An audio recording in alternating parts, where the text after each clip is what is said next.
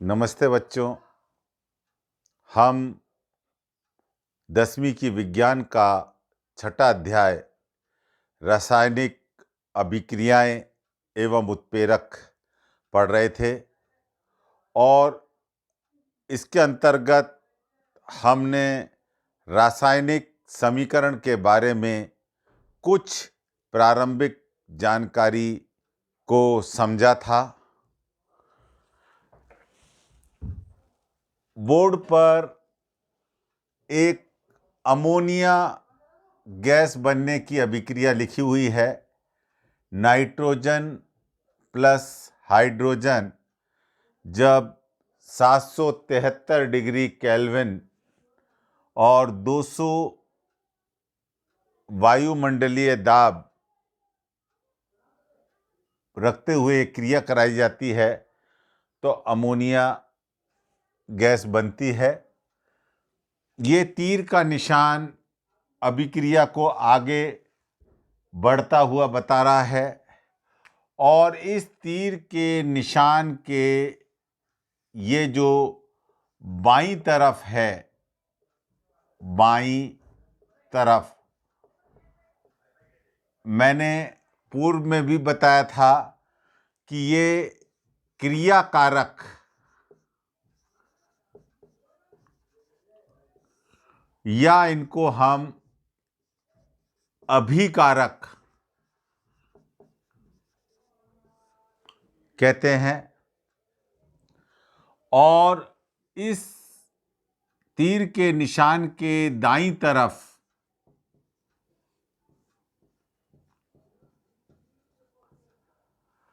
जो लिखा होता है उसको उत्पाद कहते हैं।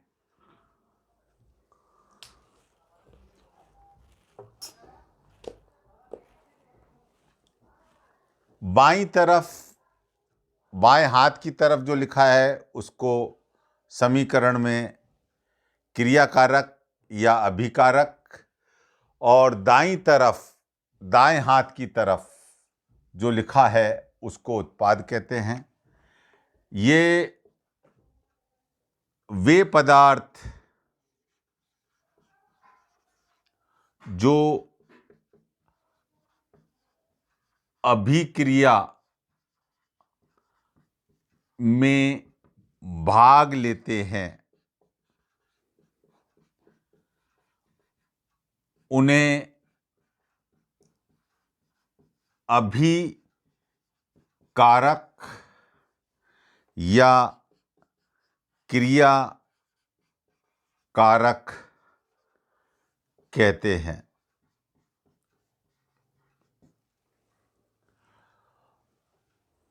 और वे पदार्थ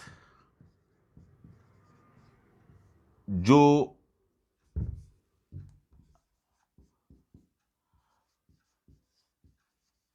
अभिक्रिया होने पर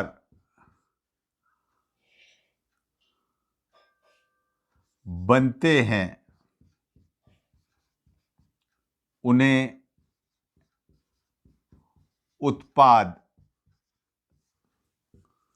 कहते हैं। अगर और देखें तो इनके अंदर रासायनिक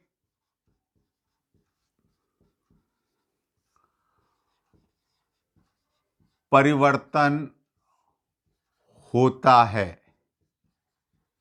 यानी अभिकारक या क्रियाकारक में रासायनिक परिवर्तन होता है और ये जो पदार्थ हैं उत्पाद, ये रासायनिक परिवर्तन के परिणाम स्वरूप बनते हैं, परिणाम स्वरूप बनते हैं। आपको पता पड़ गया होगा जब इन पदार्थों पर रासायनिक परिवर्तन होता है तो ये बनते हैं। यहाँ पर देखने को भी मिल रहा है कि क्रियाकारक अभिक्रिया करके उत्पाद बनाते हैं। क्रिया कारक अभिक्रिया कर ये जो तीर है ये अभिक्रिया को दर्शा रहा है, अभिक्रिया को दर्शा रहा है और हमें उत्पाद रासायनिक समीकरण लिखने के चरण। अब हम इसकी चर्चा करेंगे। हमने एक ही समीकरण ले रखा है। रासायनिक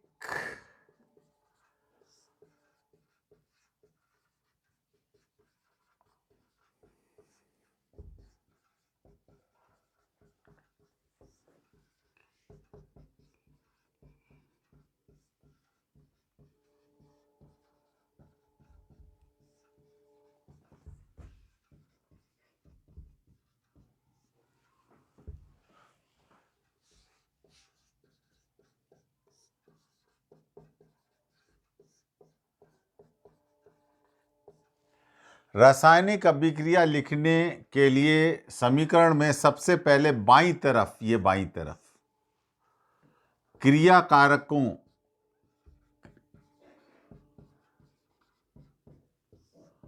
को लिखा जाता है। फिर तीर का निशान लगाकर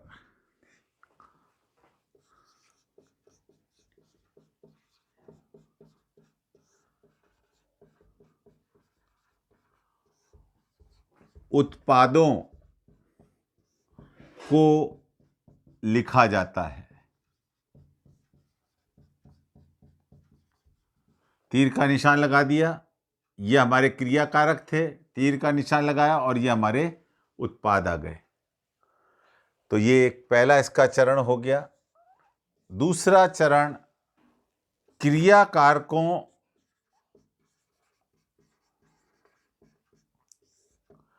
या उत्पादों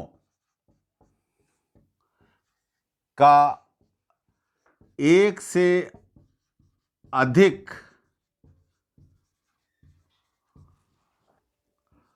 होने पर उनके मध्य में या बीच में धन चिन्ह यानी प्लस का निशान लगाया जाता है। इस अभिक्रिया में देख लीजिए, यहाँ पर दो क्रिया कारक हैं तो हमने यहाँ पर प्लस का निशान लगाया है। ये देख लीजिए, प्लस का निशान लगाया है। यहाँ एक ही उत्पाद है इसलिए हमने प्लस के निशान की आवश्यकता नहीं पड़ी है। तीसरा, रासायनिक अभिक्रिया में ना तो द्रव्यमान का निर्माण होता है और ना ही उसका क्षय होता है।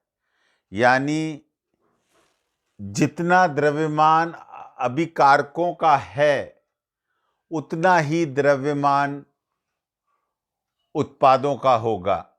या तीर के निशान के दोनों तरफ अभिकारकों और उत्पादों के जो परमाणुओं की संख्या है वो दोनों तरफ समान बनी रहती है।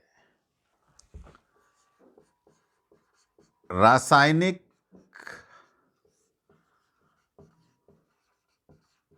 अभिक्रिया में ना तो द्रव्यमान का निर्माण होता है और ना ही क्षय यानी हानि। ये ना कर दूं न तो। अब होता है, अर्थात तीर के निशान के दोनों तरफ अभिकारकों व उत्पादों में तत्वों के परमाणुओं की संख्या समान बनी रहती है। इसमें देखें तो नाइट्रोजन के कितने हैं, 2 इंटू 1 यानी 2, और हाइड्रोजन के कितने हैं, हाइड्रोजन के हैं 3 इंटू 2 इंटू 1 यानी 6। 3 हाइड्रोजन के, ये H हाइड्रोजन को बताता है, हाइड्रोजन के दो हैं और 2, ये तो 2 आ गया और 3 से गुणा करें 6। इसी तरह से यहाँ पर देखें अमोनिया के अंदर तो 2 इंटू N यानी 2 इंटू 1 कितना हो गया, 2, और हाइड्रोजन के यहाँ पर जो परमाणु हैं वो क्या हो जाएगा, 2 इंटू 3 बराबर 6। तो यहाँ भी नाइट्रोजन के 2 थे और वहाँ भी 2 हैं, हाइड्रोजन के यहाँ 6 थे, वहाँ भी 6 हैं। यानी तीर के निशान के दोनों तरफ अभिकारकों और उत्पादों में तत्वों, नाइट्रोजन और हाइड्रोजन क्या हैं, तत्व हैं, तत्वों के जो परमाणु हैं उनकी संख्या समान रहती है। रासायनिक अभिक्रिया में ना तो द्रव्यमान का निर्माण होता है और ना ही उसका क्षय होता है। इसे द्रव्यमान संरक्षण नियम पर आधारित है कि जितने अपने पदार्थ लिए हैं उनका द्रव्यमान और जो उत्पाद बन रहा है उसका द्रव्यमान बराबर रहेगा। चौथी बात, दोनों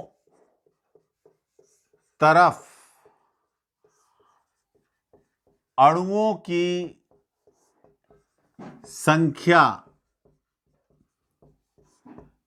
घटा या बढ़ाकर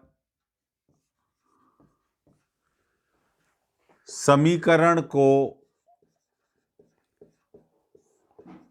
संतुलित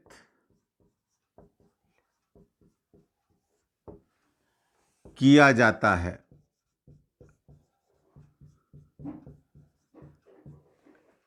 आपको ध्यान होगा यहाँ पर कुछ समीकरण इस तरह का था, लेकिन मैंने यहाँ पर अगर देखें तो नाइट्रोजन के 2 परमाणु हैं और इधर नाइट्रोजन का 1 है, तो इसको बराबर करने के लिए मैंने यहाँ पर 2 लगा दिया।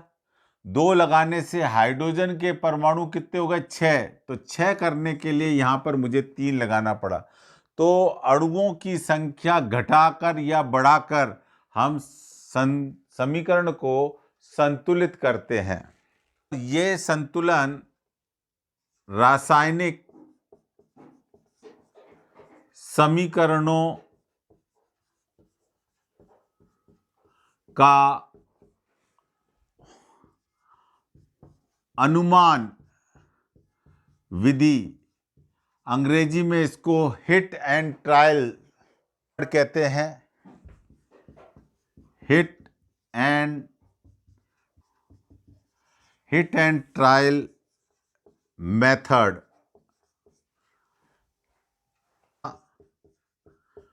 संतुलित किया जाता है।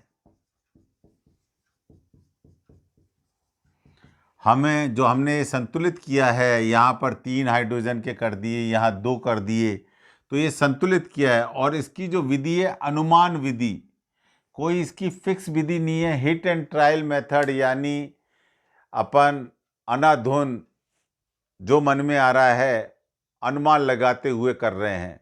जैसे बल्लेबाज गेंद का अनुमान लगाकर बल्ला घुमा रहा है, तो या तो हिट पड़ जाएगी, नहीं तो अगली बारी का इंतजार करेगा। तो हिट एंड ट्रायल मेथड का उपयोग किया जा रहा है यहाँ पर।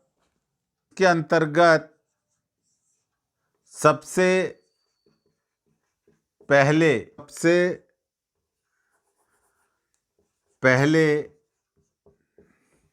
समीकरण में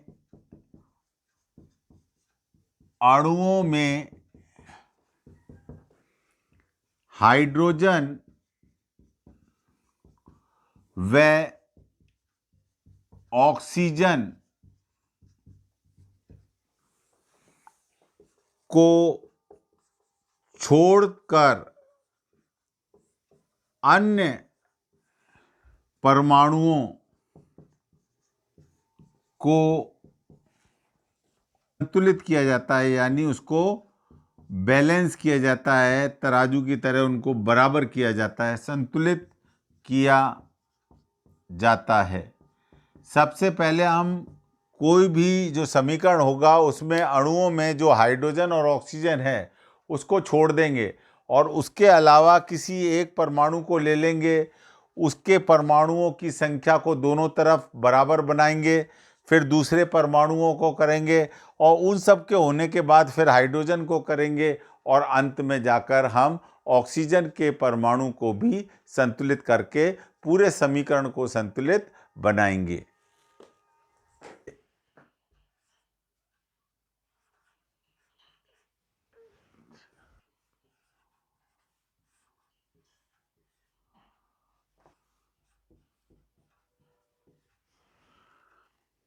ये एक समीकरण है। प्रोपेन को जब ऑक्सीजन के साथ जलाया जाता है तो कार्बन डाइऑक्साइड और जल मिलते हैं। इस समीकरण को संतुलित करते हैं जिसमें हाइड्रोजन और ऑक्सीजन के परमाणु को छोड़कर अन्य परमाणु का संतुलन पहले करेंगे। तो अन्य में यहाँ पर कार्बन है और यहाँ पर कार्बन की संख्या 3 है और इस तरफ कार्बन की संख्या 1 है। लेकिन हम यहाँ पर हाइड्रोजन की संख्या भी लिख लेते हैं। हाइड्रोजन की संख्या यहाँ 8 है और हाइड्रोजन की संख्या यहाँ पर 2 है। इसी प्रकार ऑक्सीजन की संख्या यहाँ पर 2 है और ऑक्सीजन की संख्या यहाँ पर 3 है। अब आपको लग रहा होगा कि जो बायां भाग है अभिकारकों का वो दाएं भाग के बराबर, उत्पादों के बराबर नहीं है। तो मुझे यहाँ पर इस कार्बन को 3 से गुणा करना पड़ेगा और जब मैं 3 से गुणा करूँगा तो ये 3 के बराबर आ जाएगा। लेकिन इसको 3 बराबर करने के चक्कर में मेरे ऑक्सीजन जो थी, जो यहाँ पर ऑक्सीजन 2 + 1 बराबर 3 थी, उस ऑक्सीजन में भी बदलाव आ जाएगा क्योंकि यहाँ 3 ऑक्सीजन के आगे भी एक बार 3 लग गया है तो ऑक्सीजन में भी बदलाव आ जाएगा। तो ऑक्सीजन यहाँ पर 3 के बराबर हो जाएगी और ये अब 3 और ये कितना हो जाएगी, 7 के बराबर हो गई। थोड़ा बदलाव आ गया है क्योंकि यहाँ पर ऑक्सीजन जो थी 2 × 6, ये 6 आ रहा है और 1 ये, तो 7 के बराबर आ रही। अब हम हाइड्रोजन देखते हैं तो हाइड्रोजन यहाँ 8 है और यहाँ पर 2 है, तो मैं इसको 4 से गुणा कर दूंगा तो ये भी 8 के बराबर आ जाएगी। तो यहाँ पर मैंने 4 से गुणा किया, लेकिन 4 से गुणा करने के चक्कर में ये ऑक्सीजन भी 4 से गुणा हो जाएगी। तो 6 तो ये और 4 ये, कितना हो गया, ये अब 10 के बराबर हो गई है। तो यहाँ पर ऑक्सीजन 2 है और यहाँ पर ये 10 के बराबर हो गई है। तो मुझे यहाँ की ऑक्सीजन को 5 से गुणा करना पड़ेगा, और 5 से जब गुणा करूँगा तो ये भी 10 के बराबर हो जाएगी। तो आप देख लीजिए, कार्बन 3 के बराबर है, हाइड्रोजन 8 के बराबर है, और ऑक्सीजन 10 के बराबर है। ये जो समीकरण था ये हमारा संतुलित हो गया है। संतुलित करने के बाद जो हमने अभिकारक और हमें जो उत्पाद मिले हैं उनकी भौतिक अवस्था भी हमें समीकरण में कोष्टक में दर्शानी पड़ती है।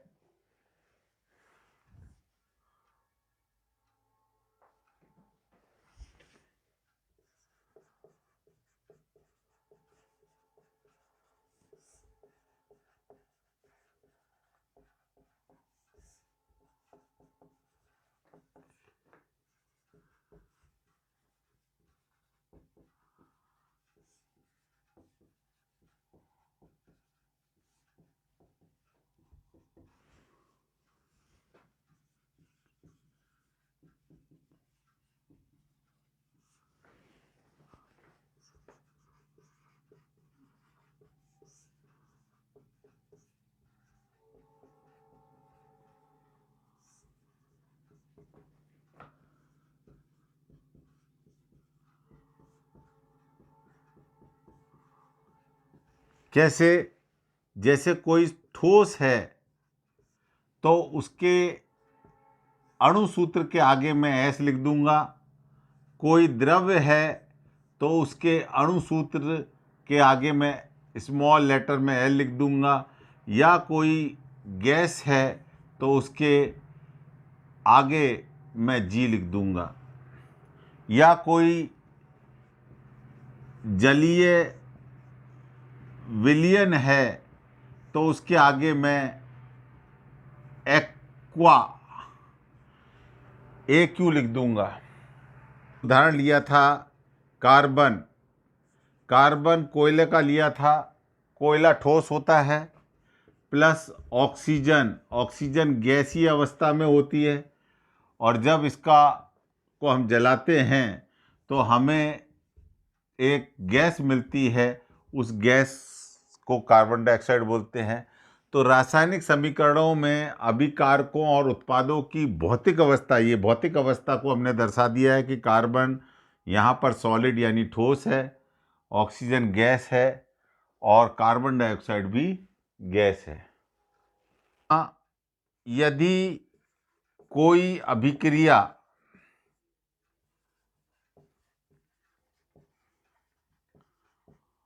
दोनों तरफ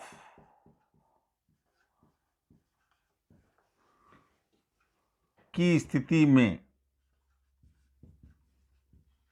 ऐसी अभिक्रिया जो दोनों तरफ हो सकती है, उसको हम क्रमणीय अभिक्रिया कहते हैं। और उसके लिए तीर के स्थान पर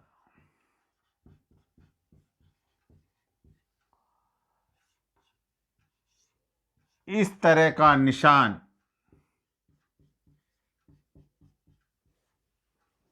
लगाया जाता है।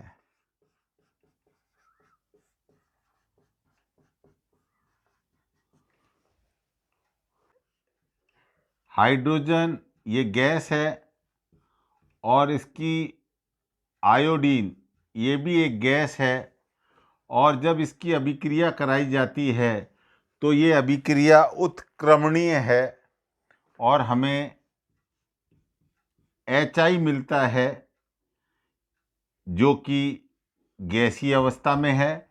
हमने यहाँ पर तीर के स्थान पर, ये तीर लगाते थे, उसके स्थान पर उत्क्रमणीय अभिक्रिया का चिन्ह लगाया है। अभिक्रिया संपन्न होने के लिए आवश्यक शर्तों को तीर के निशान के ऊपर लिखते हैं।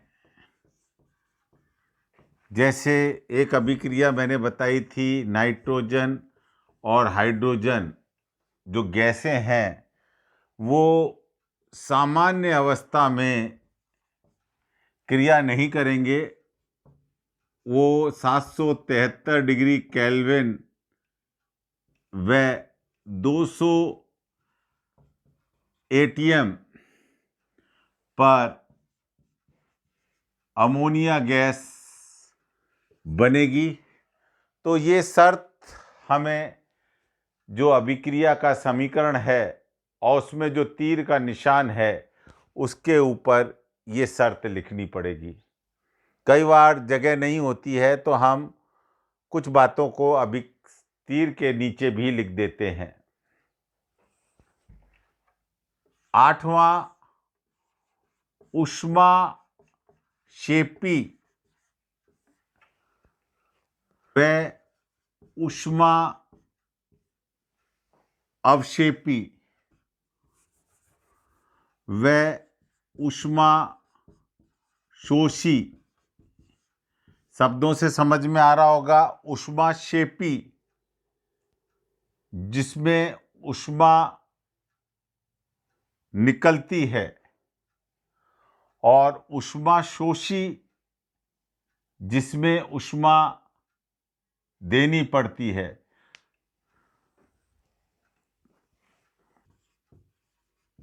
अभिक्रिया के लिए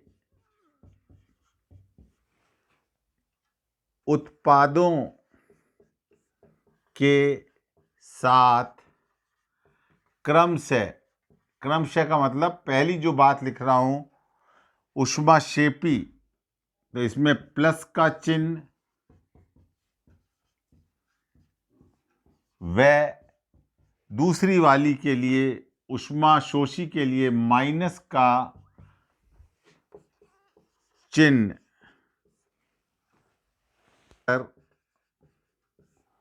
ऊष्मा की मात्रा लिखी जाती है।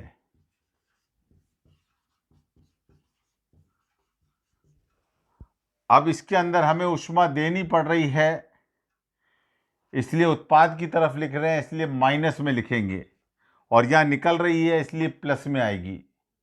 और ऊष्मा के लिए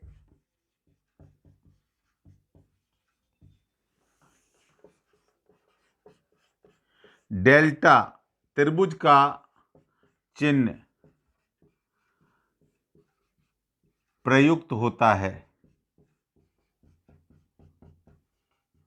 इसे डेल्टा बोलते हैं, त्रिभुज की तरह का निशान है।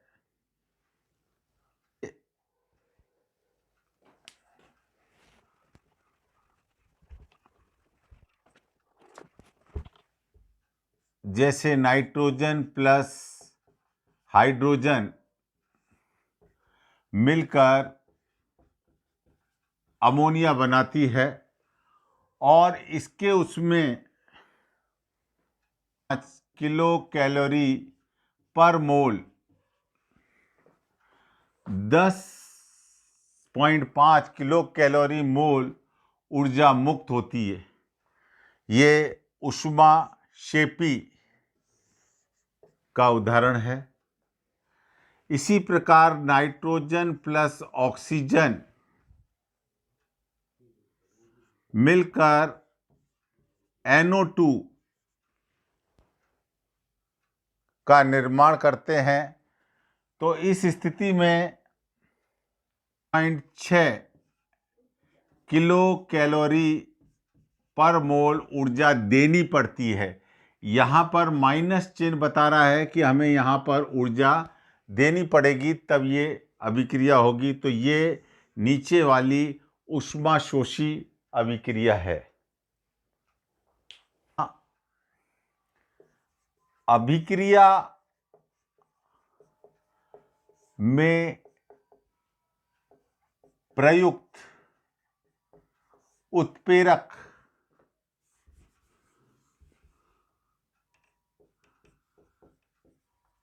को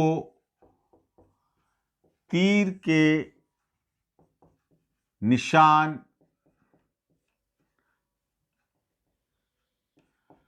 के ऊपर लिखा जाता है।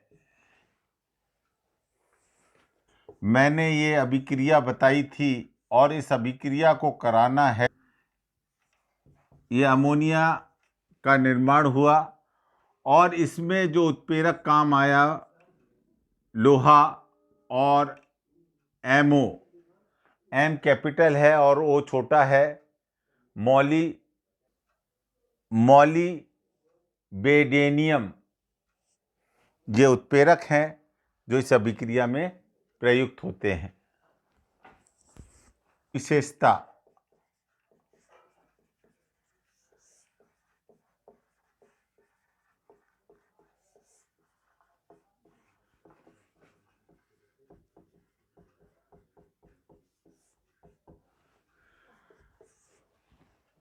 हमें उत्पादों के बारे में संपूर्ण जानकारी, उनके अणुओं की संख्या, द्रव्यमान आदि की जानकारी मिलती है।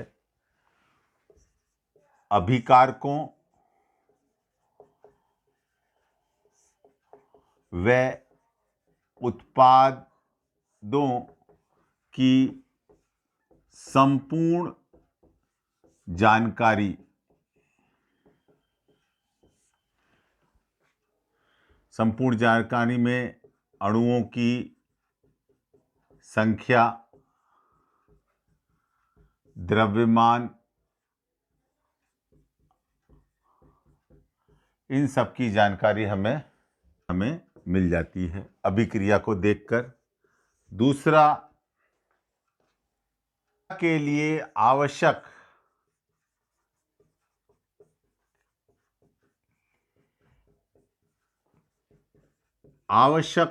शर्तें जैसे ताप, दाब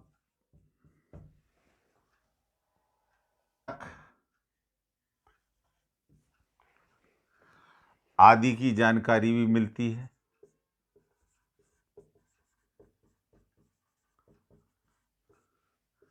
तीसरा, हमने देखा अभिक्रिया के अभिकारक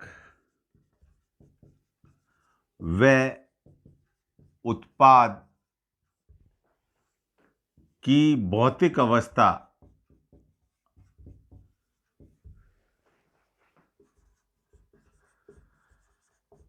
कि वो ठोस हैं तो हम उसको एस से लिखते हैं, द्रव्य है तो उसको हम एल से लिखते हैं, गैस है तो उसके आगे हम ब्रैकेट में जी लगाते हैं, या जलीय विलयन है तो उसके आगे हम एक्वा लिखते हैं, की जानकारी भी हमें मिलती है।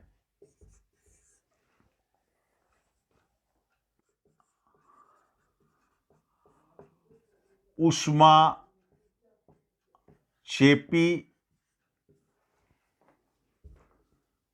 या ऊष्मा शोषी की स्पष्ट जानकारी होती है कि अभिक्रिया में ऊष्मा देनी पड़ेगी या अभिक्रिया में ऊष्मा मुक्त होगी, देनी पड़ेगी या मुक्त होगी, इसकी भी जानकारी हमें मिल जाती है। को देखने से अभिक्रिया की